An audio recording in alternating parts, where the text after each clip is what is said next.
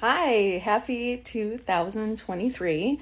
Um, I wanted to take a moment and talk to you guys about some exciting things I already have planned for the new year. So I'm sure you have seen a lot of posts about my brand new workshop, first of many. I'm going to keep running this series. There's a lot of interest. So if you do register and it's full, no worries. I will build a wait list, but I still have a few spots left.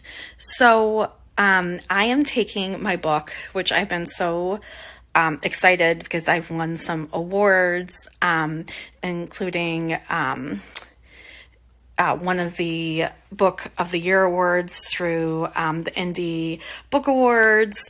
And I have built a 3-part series for parents for my book. I love my kids, but I don't always like them. So this series is for you if you're feeling this way.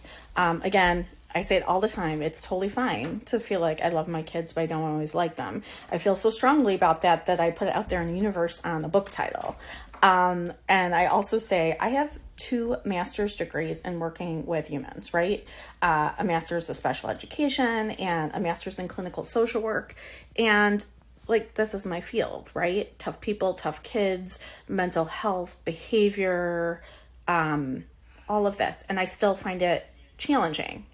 So I, again, want to say it's fine.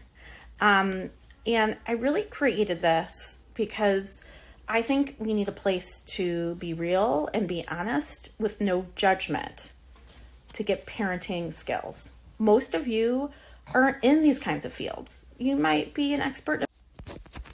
So one of my critiques of some other parenting books and research and courses and things that I've done throughout my years, because again, I'm a mom of 3, right? It's not just professional life, is there's a lot of judgmental tone in there, and I don't do that.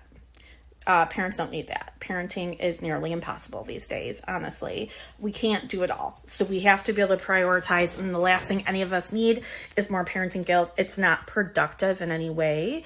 And I know, sure, consistency is somewhat important, but we're not going to be consistent all the time. We are going to raise our voices sometimes. So let's talk about it. Let's talk about prevention, and let's talk about what to do when it happens. I will share stories from the field, without names, of course, from all I've done in the classroom, in the camp cabin, consulting as a therapist. So yes, you will get stories that have been approved by my children. I'm really careful what I share, and I definitely ask their permission about things I've done that I'm not proud of, and then things I've done in my house I am proud of. And I will help you navigate through all of the noise on Instagram, all the social media platforms, what you're hearing from parents that maybe you respect, maybe you don't, some well-meaning strangers, even in the grocery store, who are giving you parenting advice. Because honestly, I find that noise challenging too.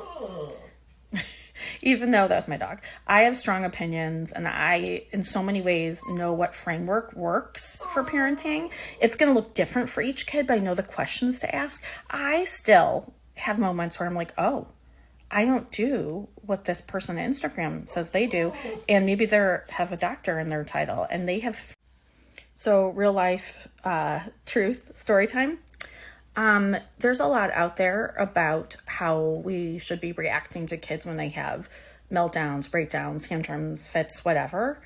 And I honestly think there's no one size fits all. I think that really holds us back, because every kid is different. Even in my own house, every kid is different, and yours too, I'm sure.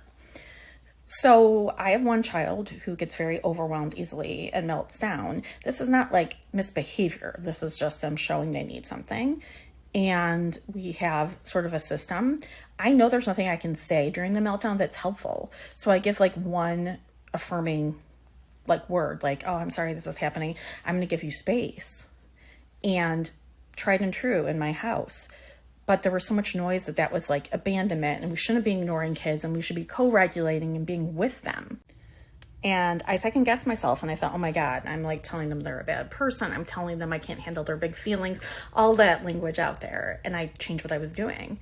And strangely enough, but not strange, the meltdowns got worse. And finally they said, like in a calm moment, they basically said, yeah, that's not working, please leave me alone, right?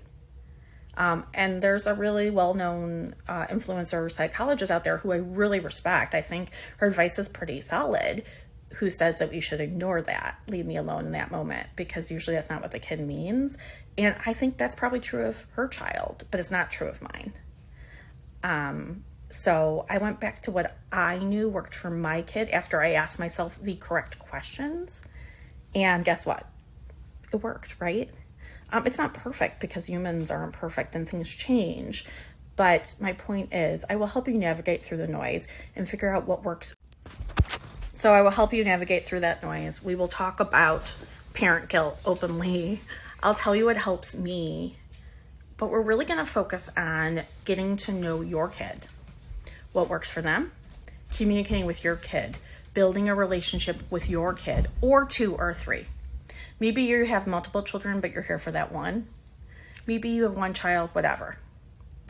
Maybe you don't have children of your own, but you're a caregiver in some way. You're an educator, you're a teacher, you're a nanny, whatever. This stuff works. And it'll be 3 classes. I will provide a copy of my book. You guys can pick digital or paperback. And you're going to get worksheets to really help you to dig deeper and ask the right questions that are a companion to my book that no one's seen before. They're not published yet. You guys are the first.